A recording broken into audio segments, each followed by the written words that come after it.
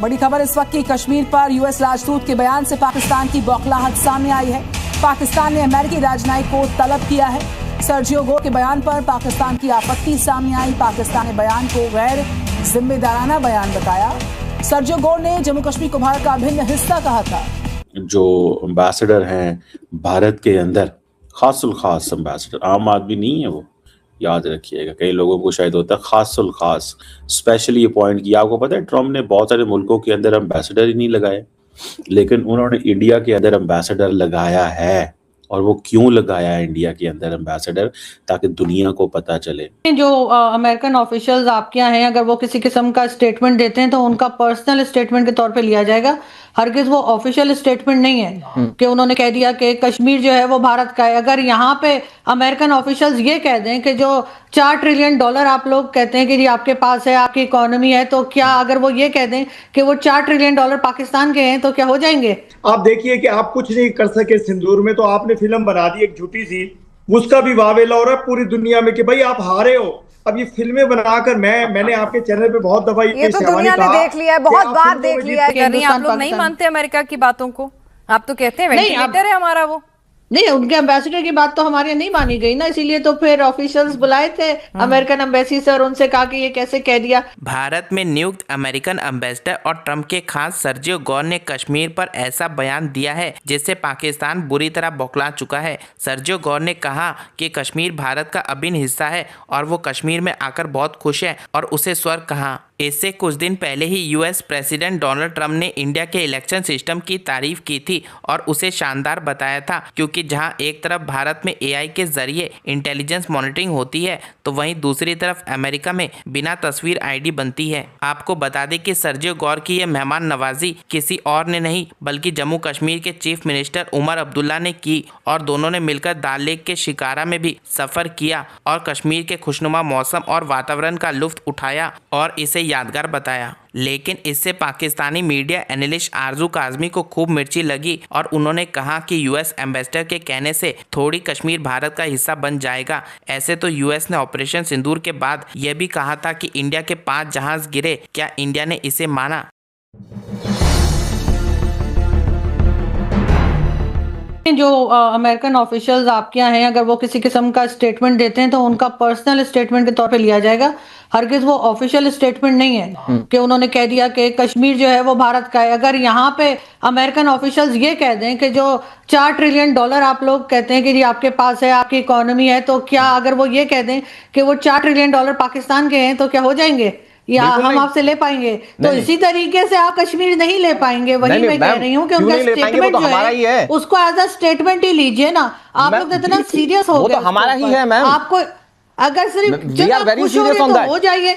अगर उनकी बात से आपको खुशी मिल रही है तो I am happy for you कि अगर इतनी सी बात से आप खुश हो गए कि वहां पे अमेरिकन एम्बेसडर ने ये कह दिया। लेकिन असल में तो अगर ये इतनी छोटी बात है आरजू काजमी जी, अगर ये इतनी छोटी बात है तो फिर अमेरिकी डिप्लोमेट को पाकिस्तान में तलब क्यों किया गया? ले लेते उसको बड़ा लाइटली। ऑब्वियसली वो तो पाकिस्तान का एक राइट है कि वो उनसे प्रोटेस्ट करेगा। तो हमारा भी राइट है कि हमारा जो है हम उसको हर मंच पर बताएंगे और जो उसको इंडोर्स करेगा उसकी बातों को भी इंडोर्स करेंगे।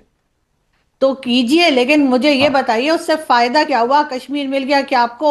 यहाँ पे क्या भारत के झंडे लग गए? क्या हो गया? आपका रूल हो गया? कुछ नहीं हुआ ना। तो आप लोगों को तो उस डिस्प्यूट को खत्म करना चाहिए, डायलॉग के जरिए इसका कोई हल निकालना चाहिए। कब तक कश्मीर के नाम पर दोनों कंट्रीज लड़ती रहेंगी?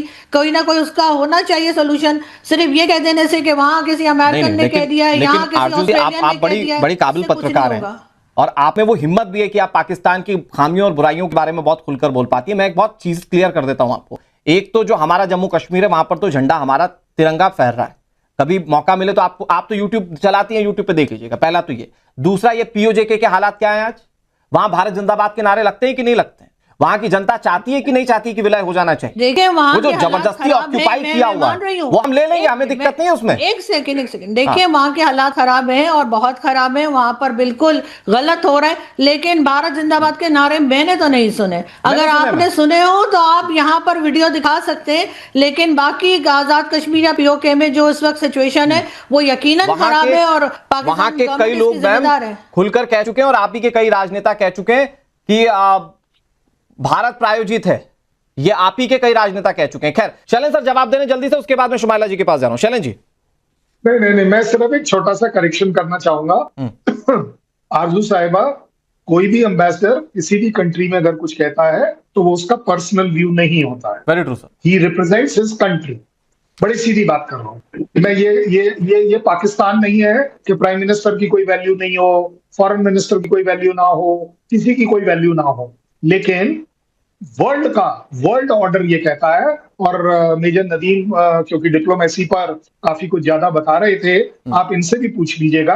Ambassador do not give their own mind, they give their countries word. बड़ी सीधी सीधी बात कर। इसलिए कृपया कर जहां तक आप झंडे और डंडे की बात कर रही हैं, तो आप एक बात बता दीजिए, पीओजेके में इंडिया के तो नहीं लग रहे, पीओजेके में पाकिस्तान जिंदाबाद के डंडे और झंडे दिख रहे हो तो आप मुझे वो दिखा दीजिए। आपकी सुप्रीम कोर्ट में पीओजेके को लेकर आपके अटॉर्नी जनरल ने जब फाइल किया कि आपके लॉज वहां नहीं लगते हैं क्योंकि वो कंट्री, वो पार्ट आपका नहीं है, वो अलहदा पार्ट है, तो आप मेरे को वो दिखा दीजिए। आप मुझे दिखा दीजिए कि आपका वहां प्राइम मिनिस्टर क्यों है, वहां का एक प्रेसिडेंट क्यों है।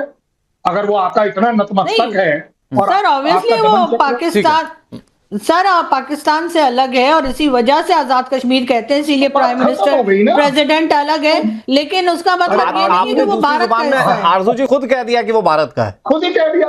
जब आपका पार्ट नहीं है, हम भी तो यही कह रहे हैं। और सर वहां पर पाकिस्तान के झंडे या पाकिस्तान के समर्थन में नारे दिखे ना दिखे, वो पाकिस्तान के जो जुल्मों सितम करने वाले, बंदूक लेकर आम लोगों पर गोली चलाने वाले, उसकी तस्वीर तो मैं दिखा दूंगा आपको आरजू जी। गर्भवती महिलाएं मर रही है वहां पर, ये वहां की तस्वीर है और ये पाकिस्तान आर्मी का सच है। मेजर नदीम उस आर्मी से बिलोंग करते हैं। हुआ है ऐसा, और अगर उन्होंने कह भी दिया है तो उससे जो इश्यू है वो तो सॉल्व नहीं हुआ। होना तो ये चाहिए कि आप लोग नहीं मानते अमेरिका की बातों को, आप तो कहते हैं वेंटिलेटर है हमारा वो। नहीं, उनके एम्बेसडर की बात तो हमारे नहीं मानी गई ना, इसीलिए तो फिर ऑफिशियल्स बुलाए थे अमेरिकन एम्बेसी से और उनसे कहा कि ये कैसे कह दिया। आप लोगों ने माना था क्या कि फाइटर जेट गिर गए, पाकिस्तान ने कभी 3 गिराए कभी 8 गिराए, आप भी नहीं माने। तो ये तो इज्जत है अमेरिका की कि ना हिंदुस्तान मानता है ना पाकिस्तान मानता है, अपनी अपनी पसंद की बात को ही हम हाँ करते हैं। तो मेरा ख्याल है कि कश्मीर पे उन्होंने जो पाकिस्तान में तो बात की, उनको कहना बातें कर रही हैं आरजू। आप समझिए, शरीफ साहब और मुनीर साहब के लिए मुश्किलें पैदा कर रही हैं आप ये कह के पाकिस्तान में इज्जत नहीं है। रेड कारपेट क्या खुद बिछने को तैयार रहते हैं आरजू, ये तो आप भी जानती हैं भाई। नहीं देखे ना, अब अगर वो आपके यहाँ खड़े होके ये कहेंगे कि कश्मीर भारत का हिस्सा है तो हम तो नहीं मानेंगे ना, चाहे जितना मर्जी हम रेड कारपेट बिछाते हो। लेकिन इस वक्त वो रेड कारपेट हमने जो है वो अपने स्टोर रूम में रख दिया है और जब तक वो इस बात से इनकार नहीं करेंगे हम दोबारा नहीं देंगे। लेकिन बात सारी ये कि उनको तारीफ करनी चाहिए थी कि अगर आपके यहाँ टूरिज्म हो रहा है, अगर आपके यहाँ अमन है, आपके यहाँ आपने वहां पर बहुत डेवलपमेंट की है अपने कश्मीर में, तो उनको उसकी तारीफ डेफिनेटली करनी चाहिए थी। लेकिन एक ऐसा इशू जो सॉल्व ही नहीं हुआ है, जिसपे दोनों कंट्रीज के बीच में टेंशन है, वो बात मेरा ख्याल है कि उनको अवॉइड करनी चाहिए थी। लेकिन उन्होंने फिर भी किए। खैर पाकिस्तान ने प्रोटेस्ट किया है, तो जैसे आपके यहाँ उन्होंने बात की उस बात का कुछ मतलब नहीं है, इसी तरीके से हमारे यहाँ प्रोटेस्ट का भी कोई मतलब नहीं है। वहां से जो ऑफिशियल्स आए अमेरिकन एम्बेसी से, उन्होंने आके बात सुन ली है। लेकिन हाँ ये जरूर है कि अब बंद कमरों में किसने किसको सुनाया होगा आरजू, ये तो पूरी दुनिया जानती है। मतलब अब इस पे क्या ही कहें। बहरहाल फखर यूसुफ जो भी हमारे साथ जुड़े हो, मैं समझ सकती हूँ आपका अपना स्टैंड है, ठीक है, टोटली रिस्पेक्टेबल। लेकिन फखर जिस अमेरिका की सुबह शाम चमचागिरी करते हैं, उसकी तारीफों में कसीदे पढ़ते हैं और उसकी डर्टी जॉब भी करते हैं, उसको अपना वेंटिलेटर बताते हैं, भाई इतना सब कुछ तो करते हैं, कम से कम वो बयान ही आपके फेवर में देता रहे ना। वो अपना स्टैंड चेंज करेगा तो फिर तो दिक्कत होना, आरजू कह रही है मिर्ची नहीं लगी, लेकिन दुख होना तो लाजमी है, दिल तो टूटेगा।